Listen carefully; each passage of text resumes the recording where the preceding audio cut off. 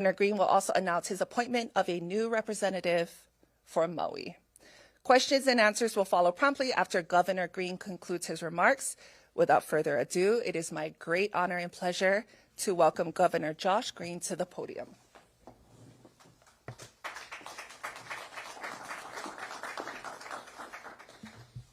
Aloha. Get situated here. So thank you again for coming back-to-back days. I appreciate that. It's just a lot going on here as we get toward the end of the year. So first I'm going to speak about Maui. We're going to have an update, and the slides are meant to actually kind of go along with this update. So this is our update, really a status report on our recovery efforts. So let's advance to the next slide. Okay, so the first thing we're going to really talk about is the housing situation. I spent time, of course, with Mayor Bisson. I want to thank him for his incredible hard work and his team's hard work. They are, they're really trying to care for people, and it is hard in the wake of the fire. It's been, over 4 months now.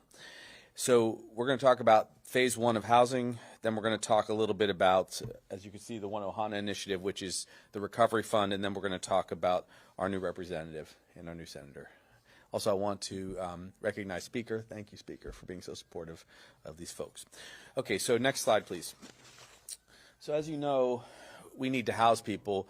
At our peak after the wildfire, so 12,000 individuals were displaced in Lahaina. And within 14 days, 7,996 people ended up in hotel rooms. And many of those individuals are still in hotel rooms because we just don't want anyone to be homeless. And long term, as you know, we're going to rebuild housing for people. It takes a lot of energy, a lot of resource, and a lot of time. So when we peaked at 7,996 in hotels, we knew that gradually we'd have to get people to a place that was just better for them, better living circumstance. So what we need to do right now, the only housing that's truly available, is short-term rentals. So phase one, as you can see from this slide, is to engage 3,000 short-term rentals, move them over into a long-term rental position, and help individuals be there for 2 years while we build Ohana units, like ADUs, while we build transitional housing, while we build actually permanent housing. So how do we do that? How do we get 3,000 short-term rentals to convert to long-term rentals? Well, it's not easy because many of them had bookings.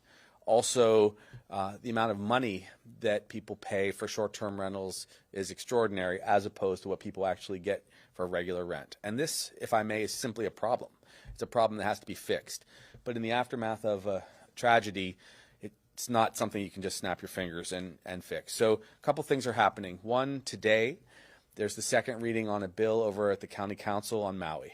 They have proposed, with the mayor behind it, they've proposed to give people tax relief, to give them property tax relief so that for a period of time, I believe it starts at 18 months, they won't have to pay any property taxes. And that could help people to the tune of thousands of dollars per month be able to afford to convert over to long-term rentals. Also, and this is very important, we're going to be offering fair market value offers to the people that are right now renting out their properties as short-term rentals. This is with support of FEMA. This will be support of the state. Is it expensive? Yes, it is.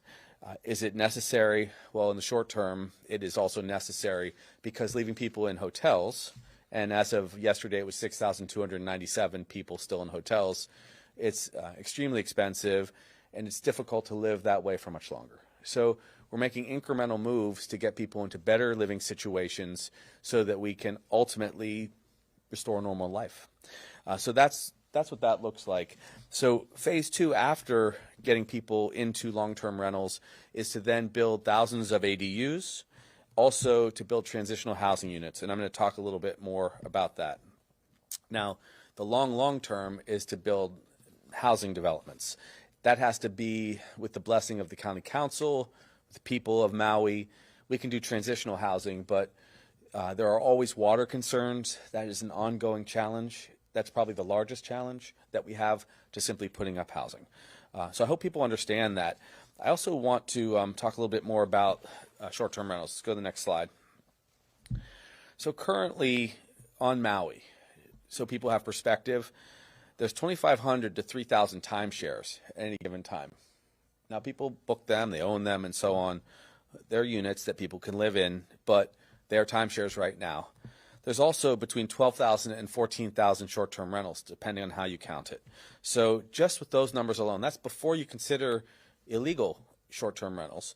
You have between 14,500 and 17,000 homes that are only available in the short-term market.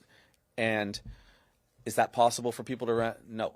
Right now, the average amount of money that people get from short-term rentals is 352% of the base rent that people would pay. So let me break that out for people a little bit.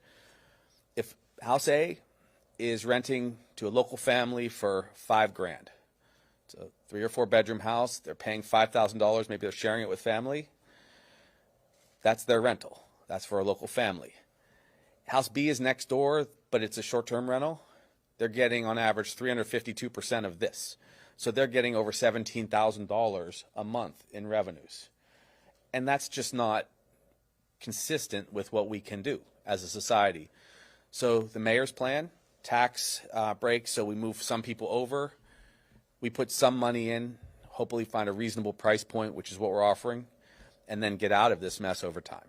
And it's going to be very necessary because the Lahaina population, as I shared, was somewhere between 12,000 and 12,900 people that were displaced. So in my opinion, we have to convert a lot of short-term rentals. So let's look at that. The next slide. I told you it's over a 2-year period. We intend to rent 3,000 units, and 2,000 of those units basically will go to the FEMA eligible individuals. These are people who were already renting, who were working, who are citizens, our local families. Then there's another 1,000 families that were COFA migrants, that might have been undocumented workers. They were members of the community, but they didn't qualify. It's that 1,000 individuals that the state and philanthropists will help pay for. And we'll break out these numbers for people, but that's the universe of the challenge.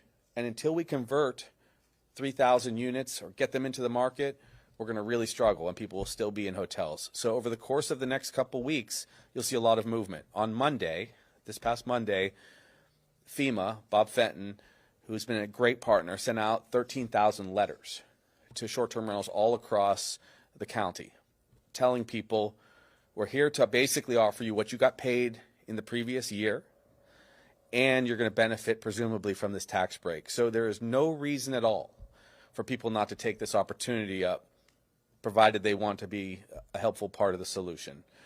It will cost us resources that we have set aside in the budget, which will be going into deeper detail on Monday.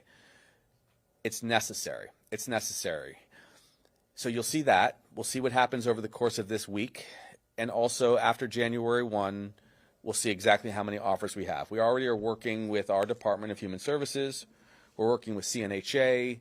We're working with so many partners. Let's actually look at that next slide. The basic partnerships are County of Maui, of course. They're doing yeoman's work. State, Department of Human Services, I authorized essentially $40 million to both build and rent for those who are in that category of 1,000 people.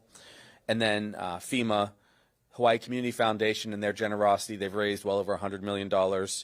Maui Economic Opportunity, Council for Native Hawaiian Advancement, and the People's Fund. I was on the phone just this morning texting back and forth with The Rock. They've raised tens of millions of dollars. It's incredible what people are doing. But even so, we still have to get some of these short-term rentals, and that is absolutely fundamental to any solution we're going to have if we want to give people a dignified space to live in for these next 2 years as we build housing.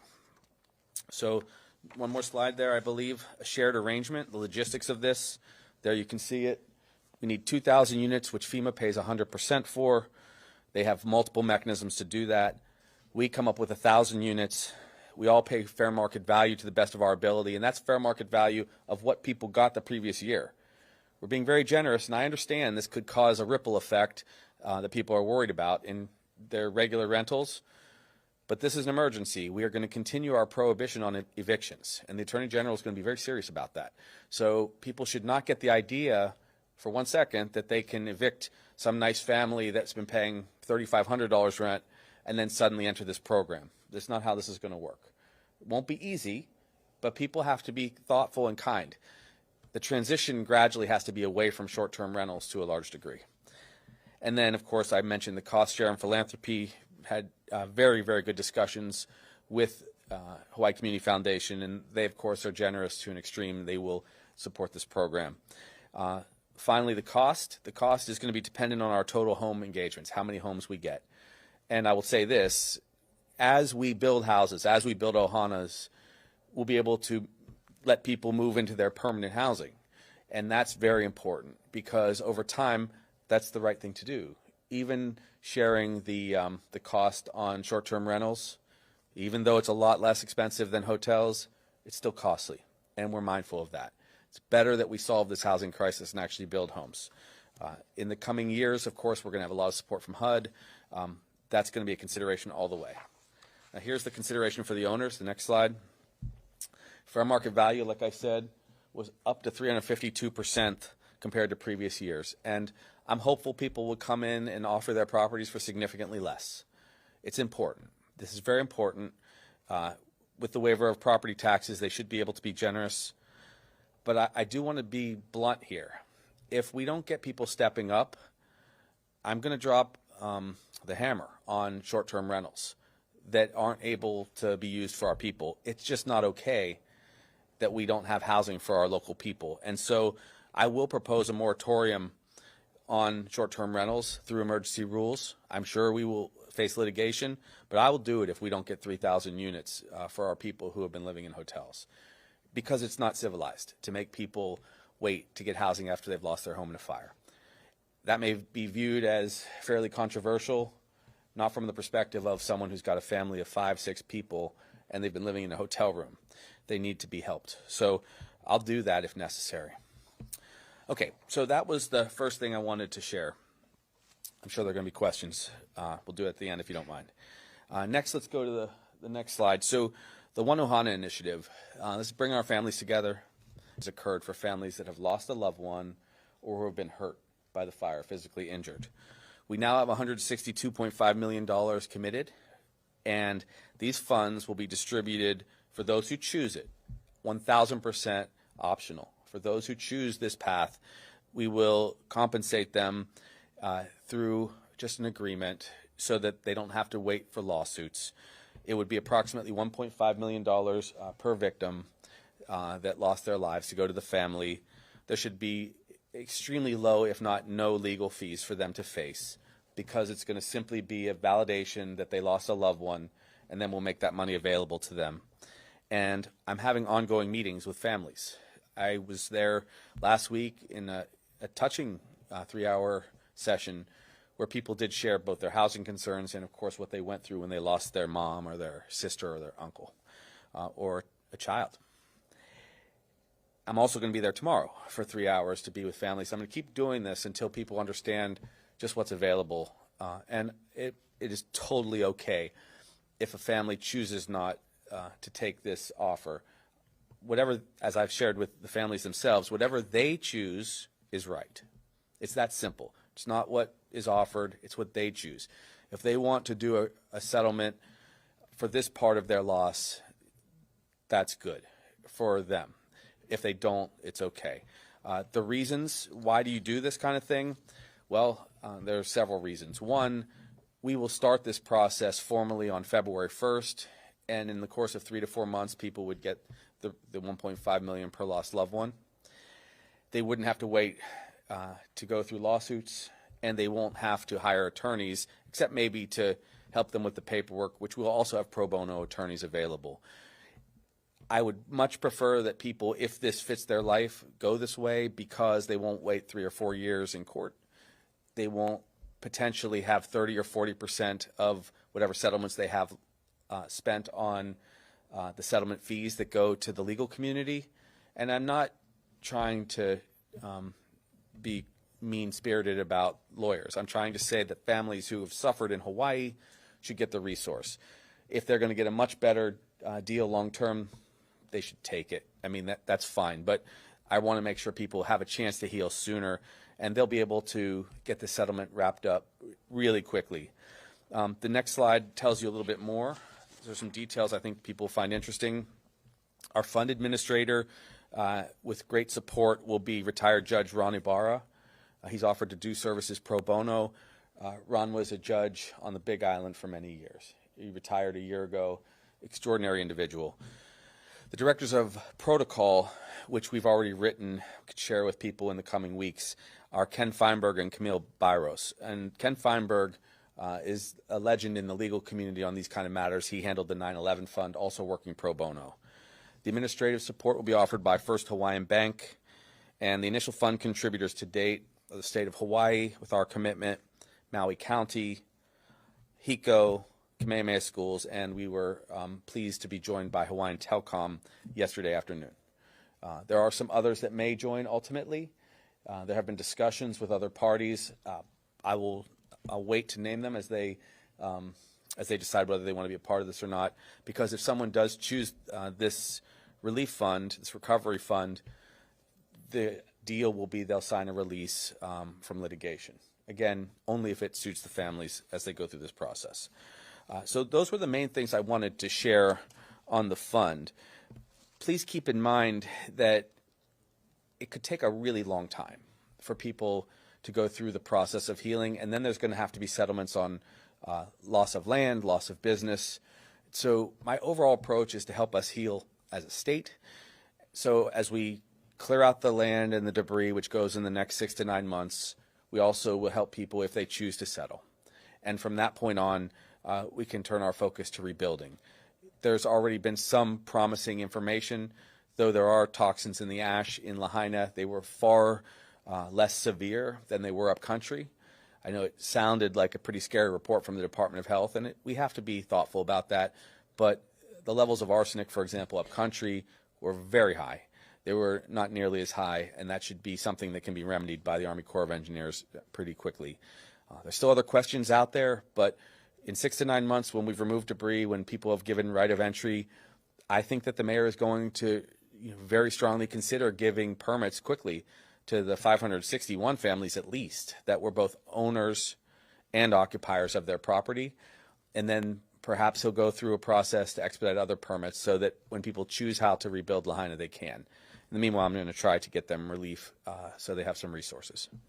Okay, so that's what I had on that fund. And now I get to kind of the, I guess the more to announce right now, and come up with me, Tyson Miyake, who is succeeding Troy Hashimoto, who served very passionately and as a terrific state representative who elevated to the state Senate here in I should say moved, not elevated. Forgive me, Speaker. Yes, moved, replaced. As Speaker says, downgraded. So we'll let that play out. But we are just, we love our Speaker, and then to have a new colleague for him in Troy, in Tyson is special. A couple words about why we chose Tyson. 3 great options this time, as we've had before. Tyson, great person, educated in Maui, then ultimately went to the mainland for college, and he's done a business degree. He knows about construction. He knows about building. His family's been prominent in that industry. That's one thing that was terrific about him. 2, during the COVID crisis, Tyson served in an extraordinary way. He was one of our go-to people, and I can attest to that because I was calling him on many occasions and speaking with their team. He was terrific during COVID as he worked in the previous mayor's administration, Mayor Victorino. So he came very well recommended. He has relationships already throughout the legislature, so he'll be able to hit the ground running. And in many ways, he and Troy are going to be 2 of the foundational leaders, I'm sure, this legislative session, as much of what we talk about is going to be focused on Maui's recovery. So without further ado, I thought what I would do is call also up, if I may, Troy. He might say a word or 2 about Tyson, and then we'll let Tyson tell you a little bit about himself. Thanks so much, Governor, and it's great to be here to share in a special day for a friend. I remember when I got appointed back in 2018, and you never forget that day. And so I wanted to be here for Rep. Miyake and make sure that he is able to start off right. I think I first want to thank the governor because he moved through this process very expeditiously to make sure that Maui had representation both in the Senate and now in the House, especially as we gear up for this very, very critical legislative session. So I look forward to having a great partner. I've known Tyson for many, many years. He'll be a great addition to the Maui delegation. And I think, as I said before, we have a lot of work ahead of us. And I think all of us are going to have to be lifting the work ahead of us for all of Maui. So thanks, Governor, for this great pick, and welcome Tyson to the legislature.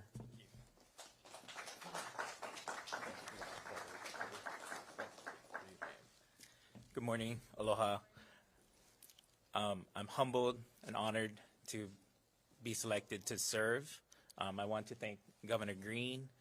I look forward to working with Governor, Speaker Saiki, and my new colleagues in the legislature to move Hawaii forward and most especially rebuild a resilient Maui. Thank you.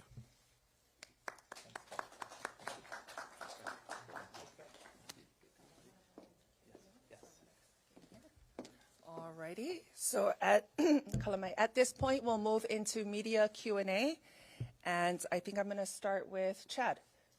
Well, hi, thank you very much. Oh, hi, good morning, Chad. Thank you. Governor, the speaker's here today. I know you have a lot on your plate, but this is related. The House released its final report, the interim working groups, obviously about Maui and so forth. Have you had a chance at all to look at it or think about it, given that it definitely clicks with the stuff that you're working on? So the question is around, has Governor reviewed the House committee report? So thank you. I've had periodic updates from the members, but I haven't seen the final report yet. But by all indications, first of all, they've done extraordinary work quickly, got together a lot, and we all seem to be on the same page that significant relief is going to be necessary for Maui this session, and actually a move toward resiliency. I know people use that word quite a lot, but clearly in context, we have to be better now with a resilient state. So, I will follow the House's lead, as we tend to do when they bring in financial recommendations at the outset of the session. I assume we're going to have very good buy-in from the Senate, too. It's quite interesting, actually, to have the House and Senate member from Maui here with us right now. New in their own ways, although, of course, Troy was already in the body. So we'll review that report in the next 10 days. On Monday, we will give you an update on some of the things that are in the budget, and my understanding is Blake Oshiro, who does a lot of our legislative work, has been interfacing with the House. You bet. Real quickly, Representative, how old are you? 41. Thank you. It's a very young 41, though. So for those joining in the live stream, Chad had a follow-up as to how old how young Representative Tyson Miyake is. I'm not going to tell you, or should I? 41 was his answer. We'll move to Daryl with Hawaii News Now. Governor, to clarify the amount of money that's, just for your benefit, I'm going to ask about the amount of money that these STRs are going to be costing, because there's a number of different explanations. I want to get it nailed down. Okay, we could also, you want to, okay, go for it. Governor, when you say that the federal government is going to pay is offering the amount that someone made last year, that's specific to their tax reports and all that they have to make, as opposed to the big button numbers that were put out earlier, the 5, 7, 9, 11 numbers. Yes. So what I want to get clear is, what are we going to be paying for these SDRs? Is it, in all cases, exactly what they paid the prior year? So Daryl is seeking clarification on the dollar amount that we're going to be paying for these STRs. Yes, okay, so good. I appreciate the question. So for clarification, again, there's kind of two subsets of what we're paying for the short-term rentals. On the federal side, they are going to take responsibility for what they already are committed to, which is individuals who qualify in all ways. Citizens, they've been working here, they lived in the area. That's very important because some people were getting benefits and we found later that they had a second house or that they didn't actually live in Lahaina. So that's getting sorted. So our universe of families is a little smaller than original.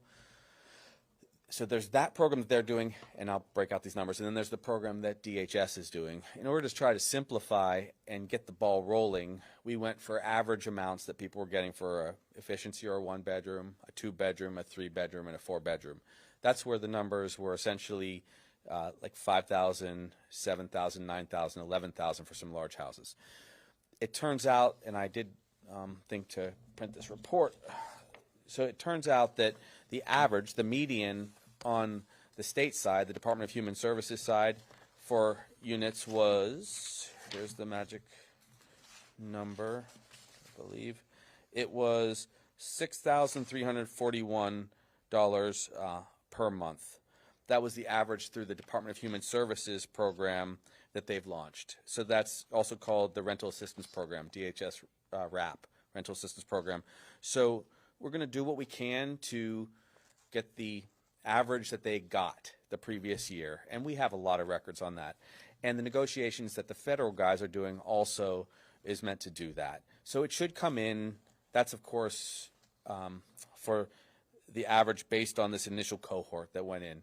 The larger units, of course, cost more, but they can also house a lot more people.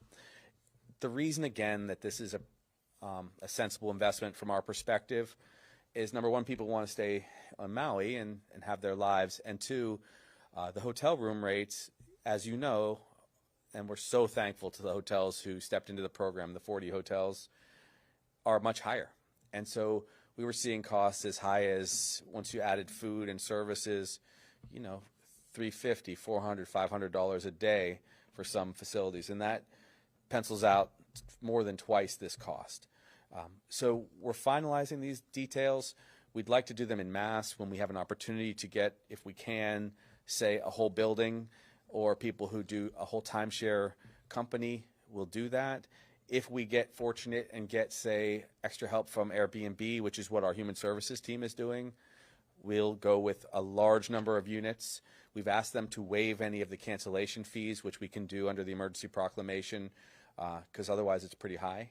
And I know that a lot of people are having difficulty with this proposal because they already had individuals that had gone to contract to rent a short-term rental throughout the year. But at the end of the day, housing our local people is more important, and that's why we, instead of trying to undercut the market, which we felt would not be effective, we're just trying to make sure we get the housing up now.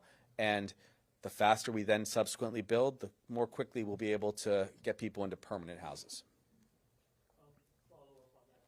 So, I'll do it. give us a general idea of how many people have come, how many SDRs have come forward, and also more important issue on eviction issue. Yes. Your emergency order says that you can't evict someone for their failure to pay rent. So is it really illegal for these people to evict someone because they can get more rent from somebody else? I'm just wondering whether you have to tailor that order better. Yeah. And why wait on a moratorium? Why not just do it? Yeah, a couple questions there. So, no, it's good. Yeah, it's good. So the first question is, can people? Well, let me ask both questions. You asked the question: is the eviction language strong enough, and does it address the full concern that someone should not be evicted for any reason in order to displace to a higher, paying opportunity? We may have to be, I guess, more clear about that. And that's probably coming on or around January 4th, when the emergency proclamation has to be upped again for 2 months. The other question about why not just do the moratorium right now, we're doing all that we can to be thoughtful about everyone. The individuals that, of course, were displaced are top of mind, but also we're mindful that there is an economy on Maui, and if I pull that trigger too quickly, it could create lawsuits that end up costing us 4 months, 6 months, a year in court, and I don't want to, I don't want to lose a battle in court. So I'm really, my approach, if you want to just know exactly what I'm thinking, is I want to give people this opportunity to come along, because it's only been a few dozen so far that came in willingly without any help. I'd have to also ask CNHA. I believe they've had some significant success. We have a lot of different people on the ground trying to make this happen. And the largest impetus to move, I believe, is going to first be the tax break, when people realize they can save themselves significant taxes. I will also tell you that taxes are going to go up on short-term rentals after the new year, once there's time to pass legislation to that effect, I believe, from the county side. That I've heard that, and I think that that's probably the right thing to do. So we're trying to ask people to work as partners. Interestingly, just like we ask people to be partners in the Maui Recovery Fund. We're not trying to force anyone to do things. We're trying to encourage people to adhere to the values that we have in Hawaii, which is that we care for one another. Okay. Dan Nakaso with Honolulu Star Advertiser. So similar to Daryl's question about timing, you're talking about 3,000 short-term rentals. Do you have a deadline in mind? And going back to what you referred to previously as the nuclear option, the moratorium, I think you called it the hammer today. Yes. Is that going to happen if you don't get 3,000 by a certain date in 2024? So Dan's question is seeking clarity around a deadline or a timeline for the potential moratorium, or as the governor called it today, the hammer. Yes. Okay. So the timing of the nuclear hammer is sometime in mid-January, if it's necessary. I was asked by leadership at FEMA and at the county to give them a little time through the new year to succeed. Obviously, the tax break hasn't even, I don't believe, been fully voted forward unless it happened in this last half hour. So we'll have news about that today, I think. Also, it's just there was so many people that had from years past already booked right through January 1. I thought rather than create chaos, we asked humbly for people to understand and stay at the hotels through the new year. That's why we worked very hard behind the scenes to kind of put the brakes on anyone moving people again from one hotel to the next. And then shortly after New Year's, I'll take whatever action is necessary, honestly, to get people into the program. I believe in people, and I believe in the generosity of most who have seen what's gone on in Lahaina and across the islands will offer their units. We do have a lot of units offered in other islands, but we really want to focus on Maui. In fact, even on West Maui, because mostly it's teachers and people with kids that are going to the schools. We're building a new school, as you know. We want people to have that option. So it's going to take a few weeks. We will get extensions if we have to, but February 10th is one of the fairly hard deadlines that exists with FEMA. That's when their full supported hotels, the non-conjugate sheltering, the hotel sheltering, technically begins to go away, and then the costs come more fully to the state. So we're motivated. We're motivated to get people mostly into a place where they have a kitchen and maybe a yard, and space for their keiki. But we're also motivated by the long term, because I want our dollars to be going towards permanent housing rather than recovery housing where we can. Yes, go ahead, and he'll repeat the follow-up. Yeah. So, Governor, you generated a lot of news when we quoted you saying moratorium is a possibility. Did the letter from Bob, the FEMA letter to 13,000 owners, does it mention moratorium, or did it just talk about the repairing of the tax breaks and the higher recovery? Well, thank you. So the question was, does the letter mention that? No, the letter focuses on the positive, which is an opportunity to get the tax break and to get this competitive rate, which is quite generous. But I think one of the purposes of having these press conferences and to say it a few times is that people need to know what's coming. And I don't want it to catch anyone by surprise. I don't even want to put too much of an onus. It's not a moral question on short-term rentals. It's simply a question of inventory. All across the state, we have a shortage of housing. All across the state, we have thousands and thousands of short-term rentals, and we can only build so fast. So we're going to have to take this issue up, and Bob is being very nice when he makes these offers, and the president's been very generous in support. But it's my job to kind of take the hard position if our people aren't being cared for. And so that's what's coming. And it's going to come swiftly in the new year if need be, because in talking to families, there's a lot of extreme stress. Some of the mental health challenges are a result of crowding in hotel rooms, and you can see it on their faces and you can hear it in their voices. So January is the month to get a lot of units for people, and I'm willing to go down any road that makes itself available. I even be willing, if I have the blessing of the legislature, to make acquisitions if they were fiscally sensible. But there's not a lot to acquire. It's not easy to do that. So I think that this transition from short-term rentals to long-term rentals, followed up by building Ohana units, which you're seeing a lot of those programs recommended, makes the most sense. We also want FEMA, in addition to our building, we want FEMA to build, and Senator Schatz and I have spent significant amounts of time talking about that. So we'd like FEMA to also do what they can to build transitional housing, because I think that the full rebuild is going to take well more than 2 years. It's probably going to take 5 to 10 years once you talk about all of the different families. And we can get into that, I guess, subsequent interviews and press conferences. For the next, 60 days, our focus is on getting short-term rentals to people in the form of 1 and 2 year leases. Okay. Bryce, KHON2. Thank you. If it does come to that moratorium point, will those owners still receive the benefits of the incentives that are being offered to them now?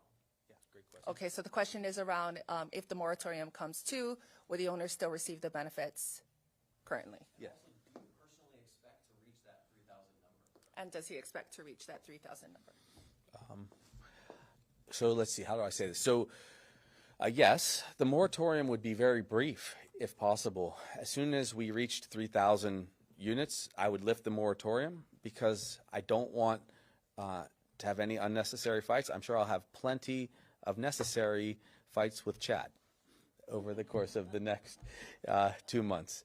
But the unnecessary fights are fights over resources when we have it there. So people would still be able to jump into the program. They would be able to get the tax break. In the bill, if you read it carefully, there's a window of opportunity. If you go soon, if you go quickly into the mayor's plan and the county council's plan. I want to really thank the council and the mayor for being supportive of all these things, resources for those who lost a loved one, and these housing initiatives, which are very smart. They get a bigger benefit. So yeah, and the answer is, do I think that we'll get to 3,000 units? I suspect we will. The number I showed you on that slide, that 17,000 number, is actually a pretty significant underestimation of the number of units that actually exist on Maui. It's closer to 25,000 units that are, somehow tied up in short-term rental businesses. So we really only need to get about 10%, maybe 12% of all the available short-term units on Maui. But that tells you something.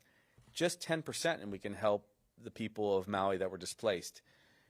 If we can gradually, with a longer runway, find ways through benefits and tax breaks and incentives to get people to move over to long-term rentals, we won't have the housing crisis that we currently have on Maui. That is now a significant part of our thinking every day. And I welcome input from the short-term rental community and, of course, the legislature. I assume they'll lead the way on this. We have to make this change. If we don't, we're going to continue to be a state that is unable to house our local people. Go ahead. At the end of those 2 years that they're staying, how many permanent homes do you expect to be built? Great question. So my internal goal is 1,000 built by the state and the county, at least, and 1,000 transitional houses or units, if possible, from the feds. And then, of course, there's the constant movement to build housing just in general. For example, I would recommend that you look at Kali Watson, our DHHL chair's plans. I believe his number was well over 1,000 units that they have planned in the next 2 years, expansion on Maui. Keep in mind, though, those, of course, are for the Hawaiian community. But also, we may very well, because it's already allowed, to build a lot of ADUs, or the Ohana units, on people's properties. And that will help, because if you look at the profile of individuals that were renting in Lahaina, there were some large families, and then there were just a lot of people that were single individuals or couples, young people that were renting on a side property, renting amazingly out of a garage unit, renting in a house that really shouldn't have accommodated so many people. And that will really be helped by having ADUs. Okay. KITV, Kristen Concilio. Okay, so today was supposed to be the deadline, and I know it got, for people to move out of hotels, it got pushed back to the new year.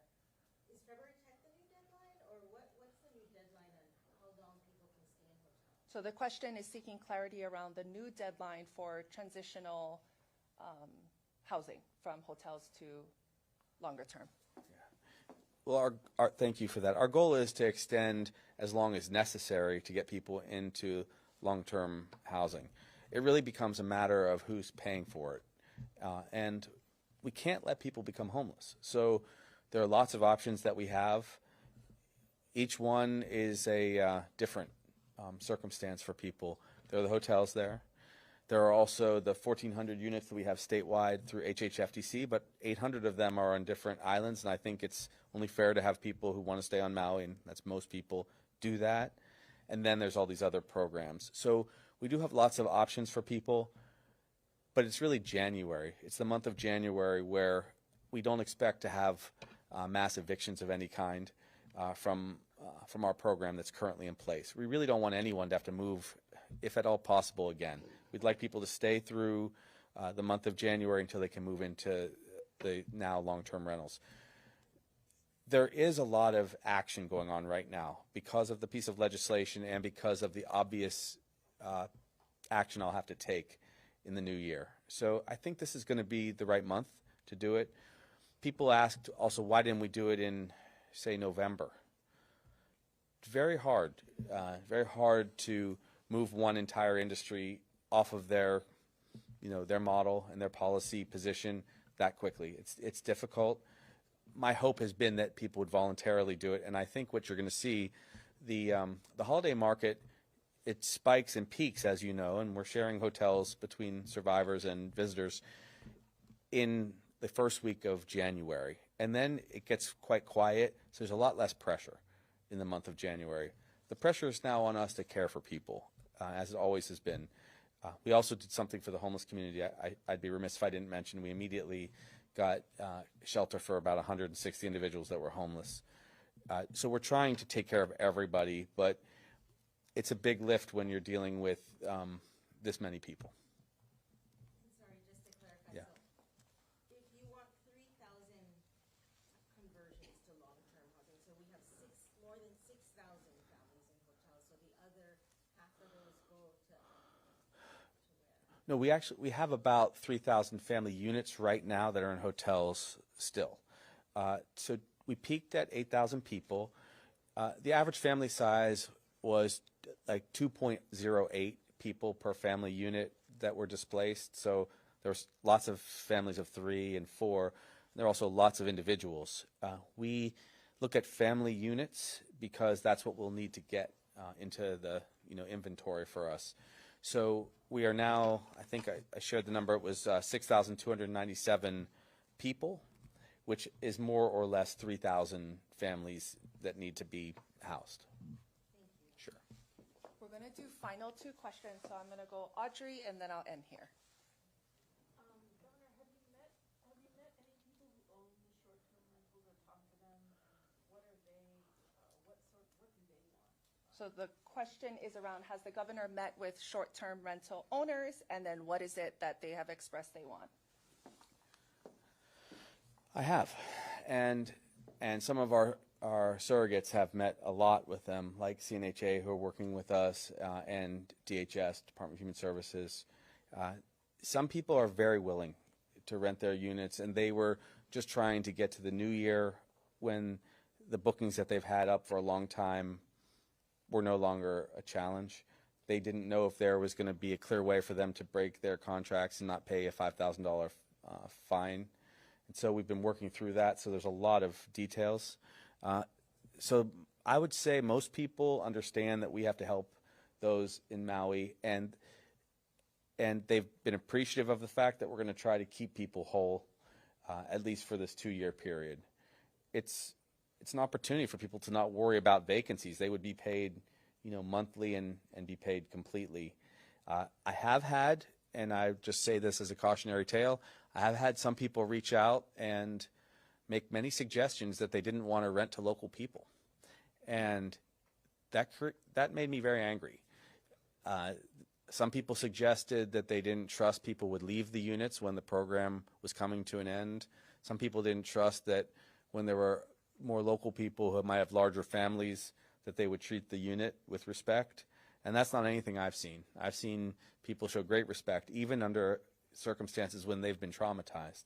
But we have had multiple individuals share that with us, or share with us insinuating comments that they shouldn't be forced to change their model, that that's their right to rent to whomever they choose.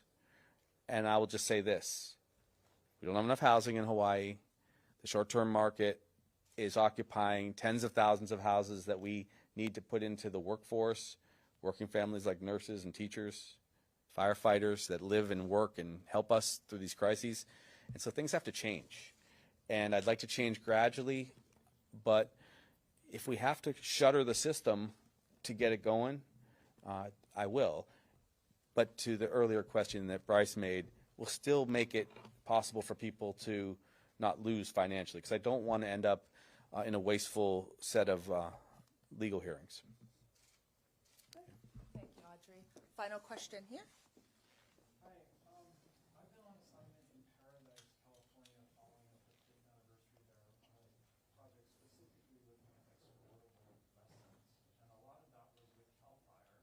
And I was on a prescribed burn staffed by nearly 100 people with CAL FIRE. The land fire protection law here obligates BML, BLMR to fire protection on our wildlands. That and mutual aid agreements put their responsibility up to about 60% of our land area. And obviously they're coming to respond to ag land fires. Their staff is fewer than 150 wildland firefighters. We have to bring in 2 interagency crews for Miliwani Mauka. Is the state looking at a state wildland fire service, volunteer wildland firefighting as CAL FIRE does? And really, really looking hard at tackling the management that needs to happen, the mastication and prescribed burning with a new model. Okay, so it's a very long question. Sorry for that awkward pause for those of you that are joining live stream. The question, just to simply put, is around, is the state looking at absorbing or implementing any best practices from CAL FIRE? Thank you for the question. The answer is yes, we are. You'll see in the budget on Monday that we'll be requesting positions to do exactly that, to enhance our wildfire response capacity, and actually a lot of different mitigation efforts. We've already begun to do other things too. We've been cutting fire escape roads with the Department of Transportation. Excellent work from Ed Sniffen and his team. But yeah, we're taking in expertise from all over. One of the reasons that we tasked the Attorney General to do her investigation somewhat quickly is because we wanted the policy advice. And so we've had experts in both asking questions of the administrations, but also giving recommendations. So that will happen. I think that that's what you're going to really see as a focus from the work that the House has done, and also all of the input that will go into the budget. You'll actually be able to see the breakouts of our proposals, the numbers of positions, and the dollar numbers on Monday when we come for the next update. And a follow-up with that, is the state taking responsibility for creating the seed banks that we need to follow management procedures? The oh, sorry. Behind that is that we do not have the seed banking to replant our ordinary native and endemic plants, and we're using more. Okay, let me, instead of it being a speech, I'll do it as a question. Okay, so yes, so the question is, what are we contemplating as far as seed banks go and other foliage? And so yes, the answer is that is part of what we're doing. What I'd like to do is to establish a climate mitigation fund, as we've talked about on several occasions, so that we have a steady source of revenue so that we can actually pay for all of these different plans. And I'm open to whatever recommendation the Speaker and the Senate President and their caucuses come up with to generate those dollars. We will have to change how we do land management in Maui, and maybe I'll move into kind of closing comments here. We have to change how we approach land management and support for DLNR. We do need a steady set of resources from the extreme number of travelers. I think that was clear. We just have to have the right mechanism, and it has to be balanced with the number of travelers. We'll have lots of different options for us to debate. There will be significant legislation that will be proposed by all of us to find a way through to limit the amount of damage that happens to our state as we recover. But let me summarize. Today, you've heard me talk about transitioning short-term rentals to long-term rentals. We need 3,000 units. So if you're listening today, please contact FEMA and the mayor's office and offer up those units if you've got them. You'll make it much easier on all of us if you do that. Number two, we are going to offer a $1.5 million per individual settlement, and I'll continue to take input to see if we can improve that or streamline that for those who might choose it, totally optional, if that suits their families, if they've lost a loved one or have been hurt. And then finally, we have a great new state representative. Thank you, guys.